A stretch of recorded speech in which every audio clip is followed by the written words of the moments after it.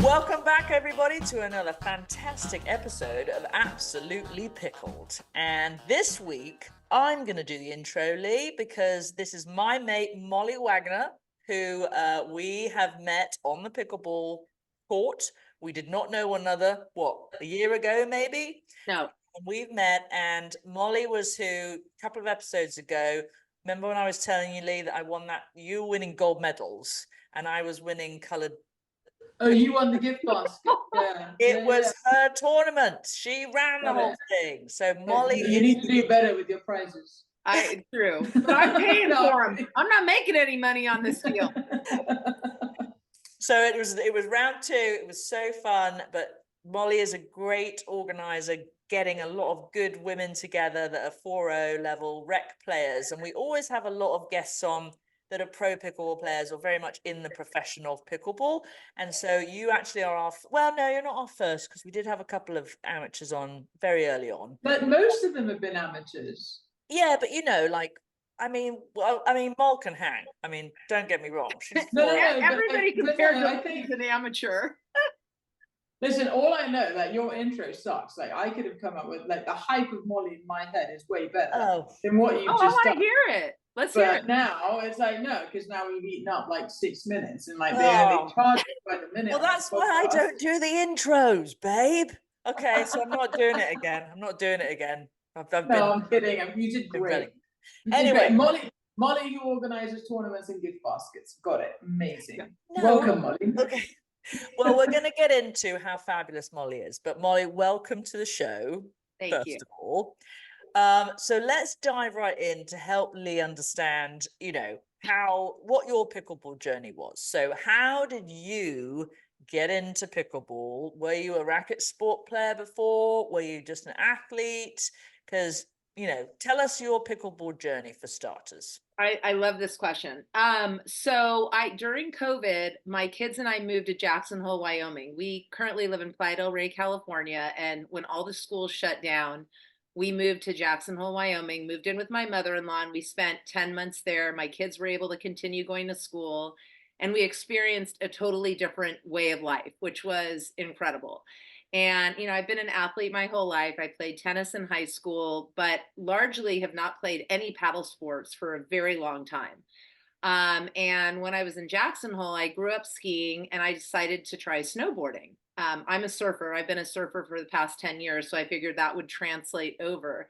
And so I went from being like a beginner snowboarder to advanced in one season, snowboarding my brains out. And so when I moved back to LA, my girlfriend is like, I have to introduce you to my retirement sport. And I had been surfing for 10 years. I started surfing in my mid 40s and traveled around the world surfing in Fiji and Central America and like big waves and then snowboarding and did some mountain biking. And so I was like, oh, a sport I don't have to risk my life to do. This is awesome. And so, I went out and played.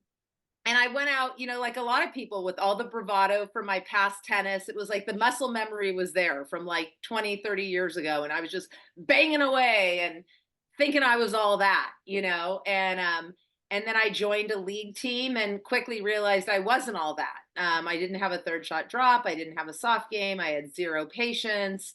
I lost, more games than anybody else on my team, and eventually was, asked to leave that team, which ended up being like an incredible turning point for the better in my pickleball journey.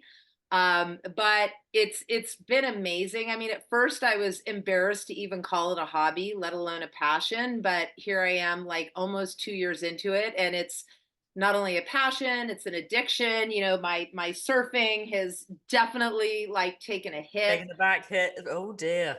Yeah. I was a badass in the water. Just like getting into some big waves, and now I'd probably be a pussy out there. But, it's just so much easier to throw my tennis shoes on and go up the street and play pickleball. And it's just freaking fun. It's so much fun. Yeah. What if they designed a surfboard in the shape of a pickleball paddle? Would that maybe? Maybe. I don't know, Lee. I don't know if it's the whole getting into the wetsuit and getting into the cold water. But so we actually had AJ McCord on, who commentates for the APP. Yeah. And she also does all the commentating and all the interviews for the World Surfing Championships. oh, that's so cool. She was born and raised Southern Cal, and now travels the world, chasing the waves, interviewing the bodies that brave the waves. That's so incredible. I mean, honestly, like surfing was my passion for 10 years, and now I'm like, I wonder how long I'm going to ride this pickleball wave, you know? I mean, I think my no pun intended, riding a pickleball. I know, right? But this sport is honestly like harder on my body than surfing, mountain biking, and snowboarding combined. It's not life, life risking, but it is so hard on my body. Yeah, you had some shoulder or elbow injury, or I have everything. Is it just overuse, you think? I think it's overuse. I don't do anything half-ass. That's kind of the problem. Like, I go out and play and I'm gone for 5 hours. It's like, I'll play with the janitor. I'm like the last one on the court. Like, who wants another game? One last game, last game. We've always talked about that. When I first started playing, I got plantar fasciitis really early on. I'm like, what the hell? I've never had it. And I finally, talking to Lee, and we figured it out. And I'm like, because when you're a tennis player, you'd play on a Wednesday and you'd play for an hour and a half, right? And then someone would say, you want to play this weekend? And you're like, yeah, sure. So then you play. So you play 2, maybe 3 times a week. Pickleball, you show up on a Monday and then you play 2 hours, right? And then someone says, can you stay for another hour? And you're like, yeah, sure. And then they're like, do you want to play tomorrow? I'm like, yeah, okay. And suddenly you've played 5 days in a row, and you wonder why your feet are killing you. You know what I mean? Yeah. So but it's more than that almost, right? Like, think about it in tennis. Like, you played for this much, right? Yeah. And it's like if you told Finn, I'm going down to the club to play tennis, right? He's like, all right, it's 3:00. You'll probably be home around 6-ish. Yeah. Right? Given the drive, the play, and the drive back. Okay. You tell Finn, I'm going to go play pickleball at lunchtime, and now it's supper time, and he's like, where the hell's Penn? Yeah. And you're like, it's the social, it's everything else that's involved in pickleball. That I always say, if your partner or other half doesn't play pickleball, like, just maybe trade them in for somebody who does, because it's going to be better for the relationship, because you're gone for chunks of days at times. It is true. There should be some statistical analysis eventually on how many marriages have broken up if they don't both play. Which actually we do have to ask Molly a very key question. Yes. Because is it true, mate, that you got married on live TV? Please explain. Yes, it is true. The evergreen story. Whenever I tell somebody this, it doesn't matter how much time has passed. But yes, my husband and I got married on the Today Show on NBC in 2006. And like, did you know, or was it just like, well, here, let's do it? We absolutely knew. We were crazy enough to actually apply to get married on the Today Show. And we entered into a competition. We were competing against 6 other couples. We had to go on the Today Show every week and do like all these ridiculous things, like a singing contest, a dancing contest, cake decorating. And then Today Show viewers would vote on their favorite couple. And then, a couple would be eliminated every week. So it was kind of like a reality style, like wedding competition. Won it. And we won the whole freaking thing by some, the funny thing is we never won a single competition. Like, for the singing competition, we dressed up as Sonny and Cher, and like we for the dancing competition, we hired a Latin instructor. Like, we didn't win a single thing until it was down to like 3 couples, and it was a wedding themed obstacle course. And everyone's like, oh, you're going to win. You're athletes. You're going to win. And the first station was I had to get in a wedding dress, and my husband had to zip up my dress, and he has really shaky hands. And so I get in the dress, and he can't get the zipper up. And Al Roker from the Today Show is like, Jason can't get the zipper up. And, I'm wanting to strangle him. And finally he gets the zipper up. And it was like somebody sent me out of a rocket, and we like blazed through this whole obstacle course and tricycles and everything, and won the whole freaking thing.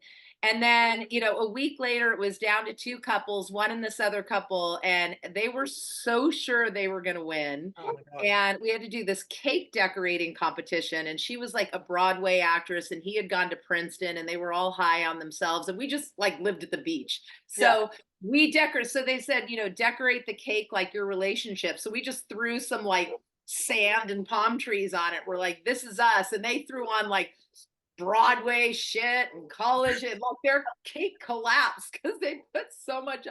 Anyway, so we ended up winning, and the Today Show paid for everything. So we had our wedding on Rockefeller Plaza. Meredith Vieira, Matt Lauer were there, Al Roker, Ann Curry. Katie Couric had left by then, but we were there for Meredith's first day. Her and I actually got really close. She's like, "You're gonna have to come over to dinner sometime." I'm like, "Really? Really?" Yeah, you know. Oh God. And then we had Did you? No, because you know, it was like, I don't know. We were best friends of the moment, you know. Yes, at the time. And then we had a reception at the boathouse, and you know, America picked out my wedding dress, my hairstyle, which was totally hideous. Wedding ring. I had all these hair extensions. They like teased it up. Like it was so horrible. But like I didn't give a shit. Like I was so happy to be doing this. I mean, just like briefly, like the backstory, like why the hell would anybody do this, right? I mean, and the 2 reasons were because one, I wanted to get discovered. At the time, I really wanted to be a television personality. Right. Yeah. And I had gone to a life coach that said, if you want to get on TV, you have to get on a reality show. And simultaneous to this, my husband and I were engaged, and we could not agree on anything regarding planning our wedding. My mom had passed away from cancer many months prior, so I was still grieving that. And my husband and I, my fiance and I at the time, were having like all these problems. Like we really had no business getting married. But that life coach gave me that advice, and lo and behold, I'm sitting watching the Today Show, and they're like, if you want to get married and be on TV, we want to hear from you. And I was like, God speaking to me here, people. Like, and so I just said to my fiance, I'm like, we're applying for this. And he's like, well, what about our relationship? I said, we'll figure that out later. Yeah. We're just gonna get famous right now. Right. We're just gonna get famous, and then we'll figure it out. Yeah. I mean, and you know, I've written a whole memoir about the whole thing. That's so cool. What a great story. I know. And you've been married since 2006. We've been married since 2006. So it obviously worked. I mean, we helped the relationship. You didn't have to worry about organizing anything because they did it for you. Right. And he's off the hook. And then like in 2 years' time, they should. I don't know if he's off the hook. I mean, he's married to me. I'm not an easy thing. What'd you say, Lee? No, I said in 2 years' time they need to bring you back for the 20-year reunion. Oh, yeah. I know. I mean, it's a big one. It's a very big one. I know. I mean, the first many years were kind of rough because again, like we weren't really ready to get married, and then I was still pursuing fame and all of that, and you know, that didn't work out, but a lot of other amazing things did. So amazing. Yeah. Well, there you go. So, and does your husband play pickleball? He does, and it's a total point of contention because he doesn't play as much as me, so he's not as good as me. And then, but he always wants to get in on my games, which puts me in this like awkward position of having to remind him he's not really where I'm at. And then he's like, "Stop telling me that." And I'm like, "You just again." Literally, I don't know if you heard. We had a question. Was it last week or the week before? About a woman who said, and she was from the Villages. We were trying to work out who it was because she wrote in as anonymous, and she said that my husband, I've been playing with my husband, and he's not as good as me, but I haven't told him yet, and I don't know whether I should. Am I doing him a disservice by playing down just so he wins 50% of the time, or should I actually? And Lisa's like, if they haven't figured it out yet, they're never gonna figure it out. They shouldn't be married. I listened to that episode and I'm like, I'm not that nice. I tell you like it is, you know. Yeah. Well, but I don't think husbands and wives or any couple should play together. Like I have my social groups, Indy has her social groups, you know, and then we all go out afterwards and it's fun. But like you don't want to cross the It's just streams. not, it's not good if you cross streams, because No, then you get and to you know, arguments, or then you hit the ball harder than what you're playing against them. It's just, listen, it's pickleball. We have 300 people in our firm with the first or last name pickleball. It's supposed to be fun. It's community building. It's friendships. Let's not destroy relationships because of that. Right. But what But do you it's- do? Like Anna Bright and James Ignanowicz, like they weren't winning, and all of a sudden she's winning with this new guy, and like, how does that like? yeah. It's a can that should never have been opened. Yeah, But their relationship is surviving it. Do we know? I don't know. No. I don't know. I mean, I Lee don't know. doesn't care. Lee doesn't care. Right? Shouldn't care. It sounds horrible, but like, it's pickleball. Yeah, come on. You know what I will say though? I've never been obsessed with celebrities or anything, but I watch pro pickleball like men watch football. I mean, I am such a fangirl of all y'all. Like, so I do know like who's dating who and what, because I'm tracking it. You know, I'm into it. I love watching it. I love the sport so much. Do you think, I mean, I think they've got Pickleball TV now, and you know, there was questions at the beginning as to whether it was actually viewable. You know what I mean? Whether it could be a TV sport. Yeah. But you're an attester to the fact that it is, or do you try and go in person, or are you just watching on TV? Oh, I mean, I'd love to go in person, but I mean, I'll watch it on TV. I mean, if there's like a PPA tournament on, I'm there, I'm watching it on my phone, and my kids are just like, oh my God, Mom, how could you watch that? Like, They hear the pickleballs popping and they're like, oh my God, she's watching pickleball again. Okay. I just think if I watch it, I'm going to be able to play like that. But it's not really translating. Exactly. Which that is actually a nice segue to our Dear AP section, because we do have a technical question for Lee, which you might be able to answer as well. So, you know, this portion of the podcast, Mol, is basically we get questions from viewers. It's like instead of Dear Abby in a magazine, it's our Dear AP section. So we have 2 questions which you can weigh in on. The first one is from Nancy. She did not say where she was from. So Nancy, wherever you're we don't have to answer it. Move on. No, you're going along. Can I pretend I'm Nancy? I have a question. Nancy. So Nancy asks, what's the best technique to employ for the backhand dink?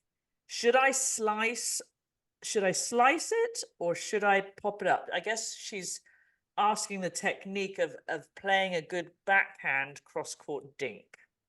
You got all that from that?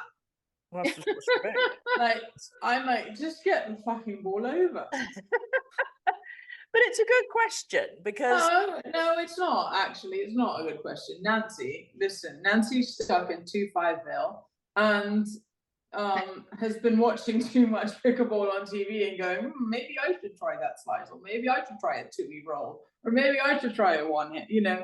So that, I guarantee that's exactly what she's done. I don't know why I have duct tape in my hand, but I've got duct tape. yeah. Stitching my words together. Yeah. So, I mean, honestly, your first thing on your backhand dink is like, you've got to have a grip that's somewhat neutral, right? You can't have an extreme backhand grip that's going to prevent you from hitting a forehand. You've got to have a grip that allows you to do both, right? Very, very seamlessly. And then you're going to get the ball over. Like, start with a very neutral ball. And then once you're there and you're hitting unattackable dinks, then you can experiment with slice, with topspin, with whatever the hell you want. But until you can do that, like, no, stop watching TV, get on the court, start drilling. Yeah, Pretty start simple. drilling. See, she just tells it like Take a this. lesson from Penn. Yes, bloody hell. I mean, okay, there you go, Nancy. Shut up and go drill, I think, is the answer to that question. Anything to add? Have you struggled at all with that, Miles? What do? Are you two-handed or one-handed, by the way? I have both. I love the 2-E in the middle when I'm playing right side, but I dink one-handed mostly with a little bit of a slice. Mm-hmm. And I think I had to get away from on the slice, like pulling my elbow off to the side. So I did go back to the basics of like the push, and then I started like with the slice. And now I'm going into the 2-E from, you know, left side of the court, the 2-E backhand. Yeah. I do with my beginners, some of them, because they just really do fear the backhand. And I'm like, listen, we deal cards like this. We throw frisbees like this. Backhand's very natural, but I do sometimes get them to put their other hand on just so that they get that reassurance that there's some help there, because they feel very awkward. That's funny that you say that, because the biggest thing is like when I coach coaches or whatever, and they're like, oh, how to teach, I might never have them start with a backhand, ever, because let me grab a paddle. Oh look, we've got a demonstration happening. No, because they can grab, they can do this right with this grip and do this all day long. They get the ball over, and they'll have success, but they can't physically get over to the side. So you want to teach them to do a forehand one first. Yeah, and then they can do backhand. But a lot of times I'll be like, oh, I've got success, and now you've done a disservice, because now they're just hitting like this. Yeah. And got a whole side of their body that they can't do. They're holding the paddle here, and they're like doing this. You know what I mean? I haven't got a paddle. I mean, I'm kind of worried about the with my pineapple chopping board. Okay. I might be slightly worried about the demographic that you're teaching. Can I tack on a question to Nancy's question, because I've been having a lot of issues with my grip, Lee, and so when I'm on the right side, I'm like full continental, just sitting on my backhand, just waiting to rip that two-y. But then when I'm playing on the left side, I'm really struggling with my forehand roll volleys with a continental grip. So when I play left side, I keep my semi-Western grip. Is that so weird? Like when I'm, yeah. No, it's not. Look, when you're on the right side, right, you're here. So you're going to sit more backhand, because the ball's coming from cross court. It's going to come backhand. You're going to cover backhand. If it's in front of you, you're still going to cover more backhand, because you're leaving this much court open for the line. And if they can make it, great. If they can't, you're still going to be able to cover the majority, right? Yeah. So on the right side, when you're on the left side, though, you still want to have a grip that you can come across and do something with a forehand with, but still be able to attack a backhand if it's there. And if you have that semi-Western grip coming over that ball, it's going to be hard. So you're going to actually sort of, like, if I was playing you and picked up on that, I'd give you a floater on your backhand all day long.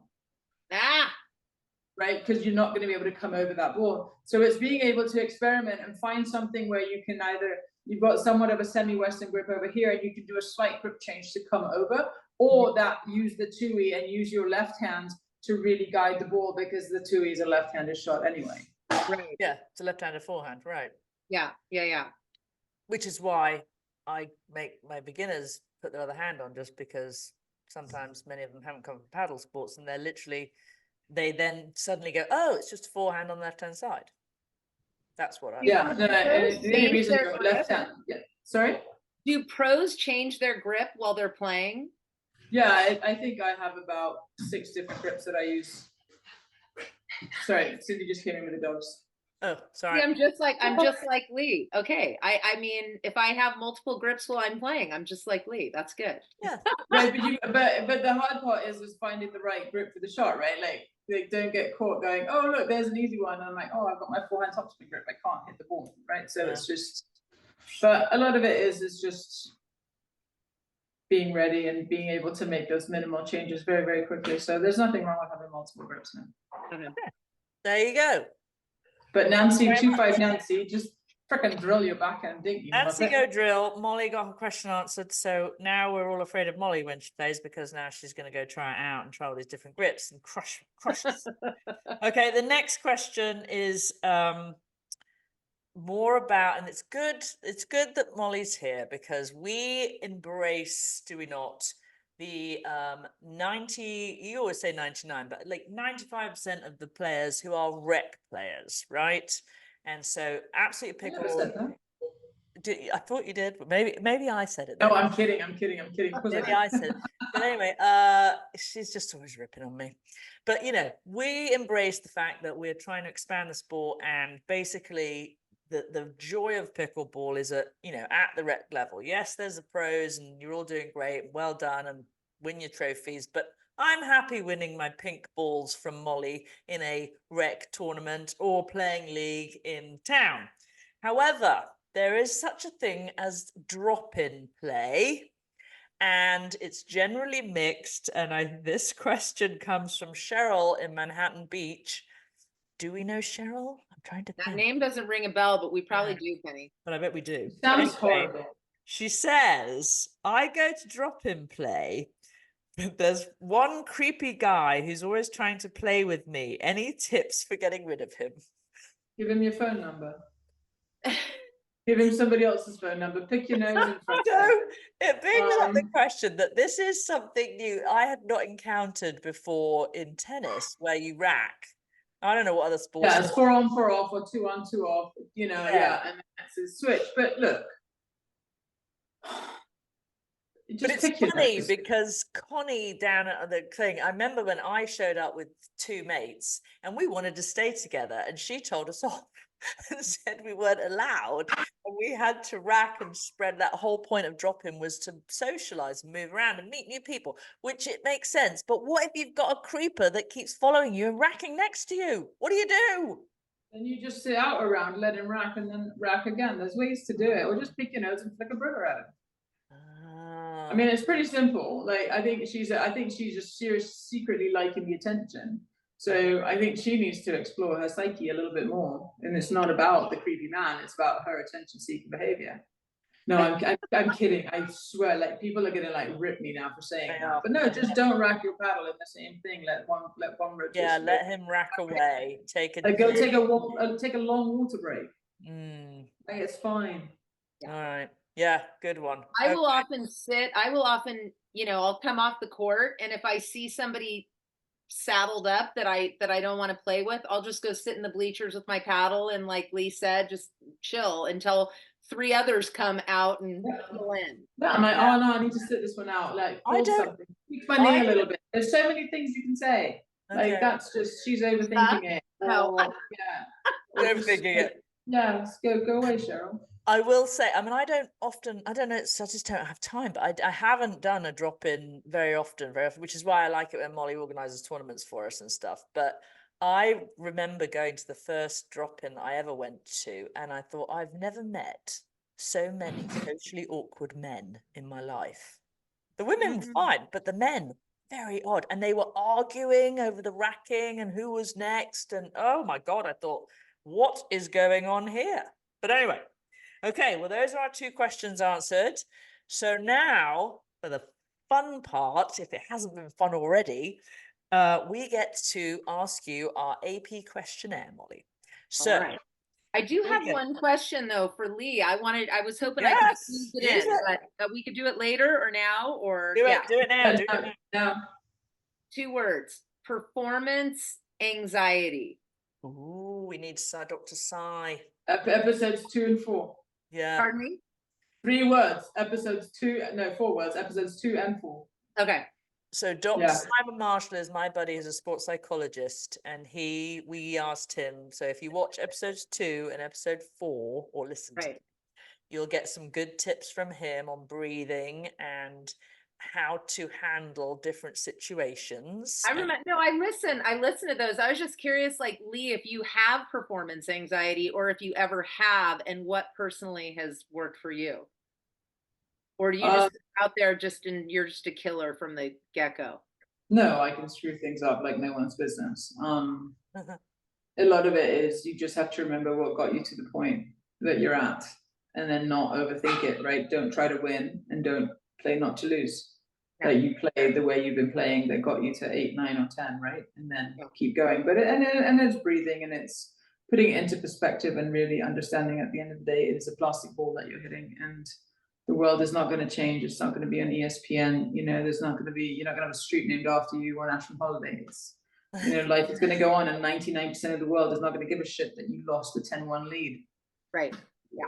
It's just putting it into perspective. I think perspective is the biggest key, no matter whether you're playing at the amateur or at the pro level. It doesn't matter. Perspective is key. Do you ever physically, like, loosen your grip, or because sometimes you get nervous and you're gripping and you start breathing, exhaling on contact? It's hard to tense up when you're exhaling. So your body, it's your natural relaxation for the body, right? So it's really focused on the breathing and focusing on your area of control, which is my my stroke from A to B, my contact point, what am I ball tracking, all of that, what can I really control, and really kind of hyper focusing in on the stuff you can control and not the stuff that you can't control. There you go. That help, Mol? Yeah, totally. Cool. All right, time for the questionnaire. Okay, so here we go. 8 questions, very silly. Anything goes. It can be pickleball related answers or not. Don't care. Question number 1, what is your favorite word? Well, it's 2 words, and I think it's the reason I like your podcast so much. It's fuck yeah. And like anytime my partner and I just have a killer point in pickleball, I'm like, fuck yeah. Like, All right. and everybody knows me for my potty mouth, like in all the drop-ins and everything, but it's just like I get so freaking fired up. So yeah. Fuck All yeah. right. Love it. Fuck yeah. Okay. Least favorite word, ma'am. Losing. Okay, yeah. Yeah, it's common. You see, all of us, they're so competitive on this thing. I know. Even though we try and go, like, sometimes we'll get some odd ones, but usually it's losing or, you're done or whatever. Okay, what is a noise that you love to hear? Children laughing. Yeah, same here. Same here. Actually, babies laughing is mine. Yeah. You see those videos on Instagram, whatever, where they're having a conversation on the phone with a friend that's a baby also. I could watch those all day long. All day long. Or like if you go to the beach, worldwide, right? Worldwide, if you go to the beach, you just hear children laughing. Yeah, yeah. How old are your kids? 13 and 16. Oh, you're in The only laughter I hear now is when they're laughing at me. Yeah, exactly. I'm they're not laughing. Of all different effects. Jokes. Yeah. I never thought what is a noise uncool. that you absolutely hate to hear? A noise that I hate to hear? Yep. Is my own raging. Like when I lose my patience and I'm like yelling or, my kids would say raging, which I mean, I'm not, but yeah. Got it. The sound of myself when I'm lost control and you're just unraveled. Okay, got it. Okay. Would you say you have a profession right now? Yeah, I mean, I'm an interior designer by trade, but now I mostly work on like real estate development projects with my husband. So we're doing a new flip in Westchester and just finished a house in Jackson, Wyoming. So yes. Got it. Okay. So interior design / construction. Yeah, retail investment and stuff. If you weren't doing that, what profession would you like to attempt? And it has to be something that you have never tried in your life. Yeah, I would love to be a senior professional pickleball player. Oh. But when I asked Natalie, so this is kind of funny, we had a good lesson. I thought it was a good lesson recently. And I was like, wow, God, I've gotten so much better. And at the end of the lesson, I'm like, do you think it's possible I could ever be don't laugh, but do you think it's possible I could ever be a senior pro? And I'm 54. She's like, well, there is a master's group that starts at 60, which was like probably her nice way of saying you need a minimum of 6 more years before it's even possible.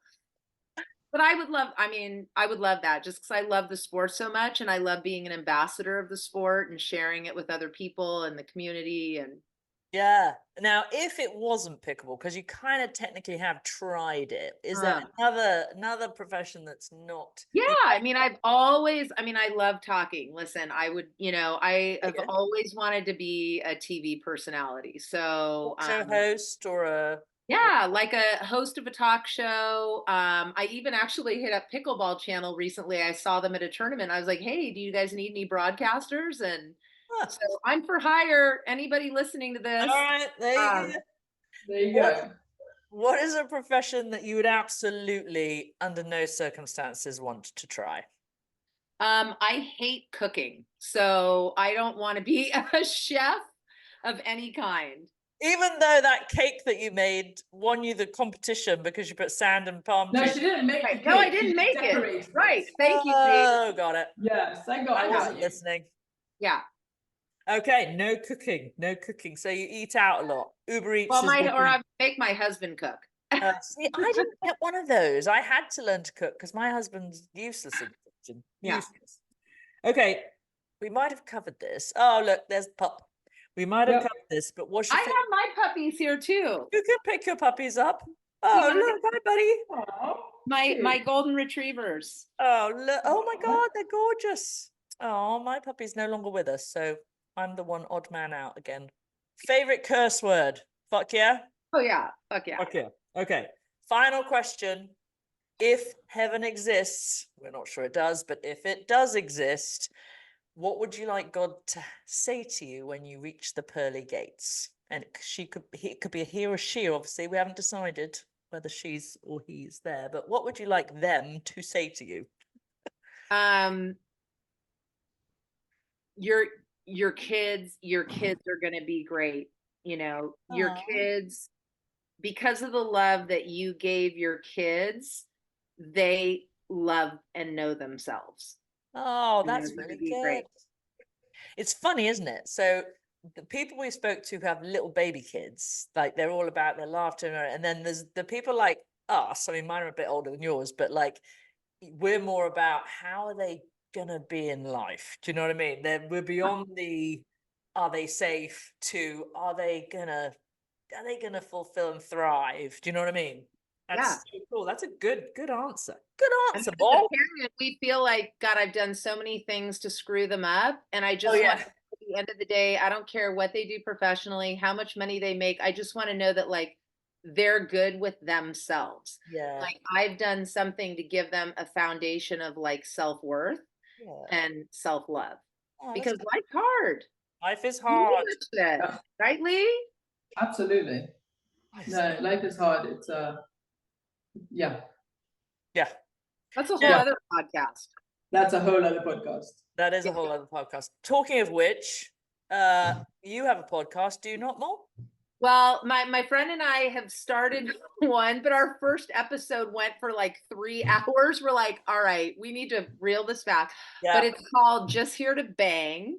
And it's with my friend Jason. So stay tuned. And we're Okay. not really banging, we're banging and talking. Oh yeah. Okay.